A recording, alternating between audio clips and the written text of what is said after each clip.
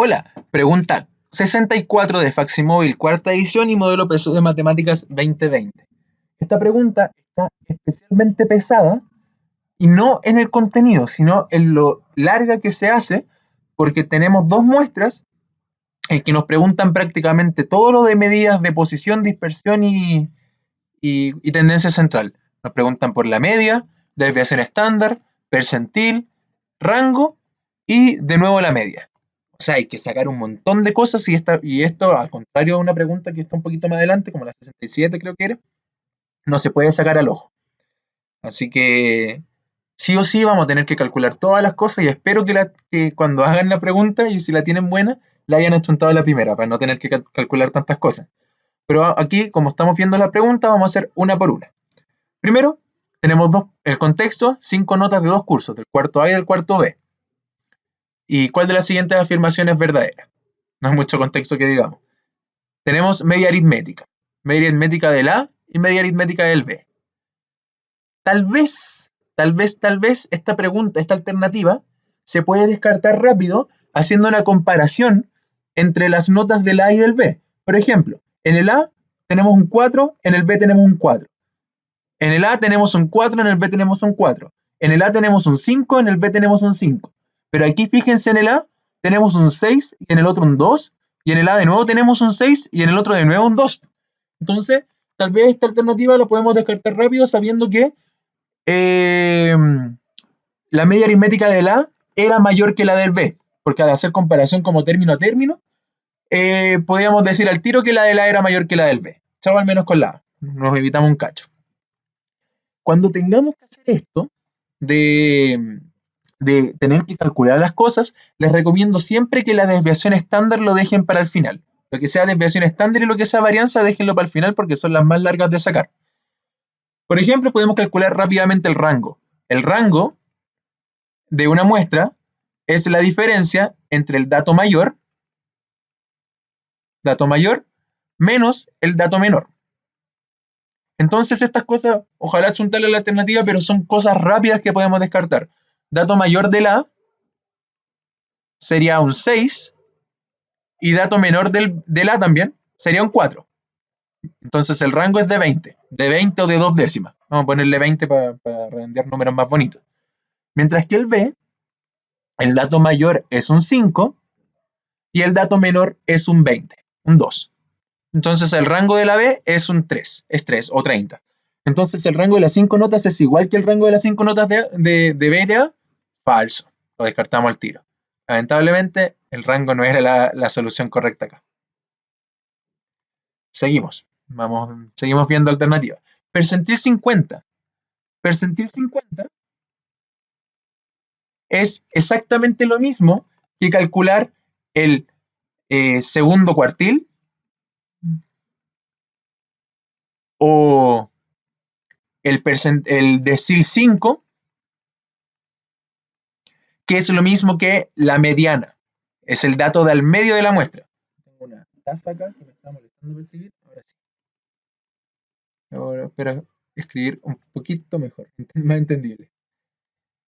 Que es exactamente lo mismo que la mediana. O sea, percentil 50 es lo mismo que calcular la mediana. Sería, si son 5 datos, lo que se hace para la mediana va a ser el dato del 5 más 1 partido en 2. Siempre que la cantidad de datos sea impar, la mediana va a estar en la posición cantidad de datos más 1 partido en 2. O sea, la mediana está en la posición 3. Posición 3. ¿A qué me refiero con posición 3? Si yo ordeno los datos de menor a mayor, el dato que corresponde al tercero es la mediana en este caso. En el A, si ordeno de menor a mayor sería 4, 4, 5, 6, 6. O sea, la mediana es 5. Es 5. Mientras que en el B, los datos son 2, 4, 4, 5 y 5. Significa que la mediana es 4. Mediana es 4. ¿Y qué nos dice? El percentil 50 de las 5 notas del A es mayor que el percentil 50 de las 5 notas del B. Y ¡charán!, ganamos con esta alternativa. Bacán. Encontramos la alternativa correcta. Pero como la idea de acá no es solamente responder alternativas correctas, sino saber cómo responder todo de la prueba, y en ese caso sería como saber evaluar todas las alternativas, nos seguimos fijando en las otras. Si ustedes quieren ver la respuesta nomás, o por qué la respuesta es la correcta, hasta aquí nomás llegaría el video. Veamos la B, saquemos la desviación estándar. Para sacar la desviación estándar, uno igual como que podría intentar verlo con ¿cómo se llama? Con la muestra. No sería necesario, 100% necesario calcular la desviación estándar, porque si se fijan los datos de la A, están mucho más comprimidos con respecto al número central, que en este caso podría ser el 5, que los datos del B. Fíjense que en el B tenemos 4 y 5, pero también hay un 2 para abajo. Eso hace que los datos se nos escapen un poco con respecto al dato central. Y la desviación estándar es justamente la distancia que tienen los datos con respecto al promedio. Entonces, yo podría decir que la desviación estándar de A es menor que la desviación estándar de B.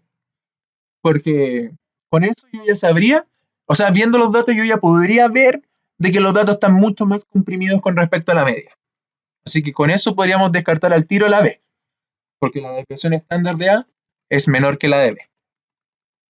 Es una buena forma para evaluar la alternativa, como ver los datos. Y en último recurso, calcularla, usando la fórmula de desviación estándar, que es una cosa que se tienen que saber de memoria. Tampoco ahí necesita tanta explicación. Por último, la E nos dice, si a las 5 notas del cuarto A se le agrega una nota 6, entonces el promedio de las notas no varía con respecto a las notas originales. Vamos a ver, aunque eso no tiene para nada lógica. Si agregamos una nota alta, obviamente nos va a cambiar el promedio. O sea, por lógica sabríamos, con la experiencia que teníamos en el colegio, con las notas de los promedios y todo, ya sabríamos que si agregamos un 6 a unas notas que tienen 4 y 5, obviamente va a subir el promedio. Debería variar. Pero si calculémoslo. Sería el promedio 4 más 6 más 4, 40, 60, más 50, dividido en 5. Voy a calcular el promedio antiguo, que sería 100, 200, 250 partido en 5. Y este promedio es de 5. Ahora, si le agrego un 6, sería 40 más 60 más 40 más 60 más 50 más 60, que es lo que quiere que hagamos. Y esto ahora lo dividimos por 6. ¿Qué va a pasar acá? El nuevo promedio va a ser, hasta aquí teníamos 250 sumado, ahora son 310. Y 310 partido en 6 es 5,1 y algo más. 5,16, sí, creo que es 5,16 periódicos, si no me equivoco. Pero es mayor que 5. Con eso ya podemos ver que sí varía el promedio con respecto a las notas originales. Así que en eso nos quedaría solamente la C. Y ya vimos cómo descartar la A, cómo descartar la B, cómo descartar la D y cómo descartar la E. Espero que les haya quedado claro y nos vemos en otra pregunta. Chau, chau.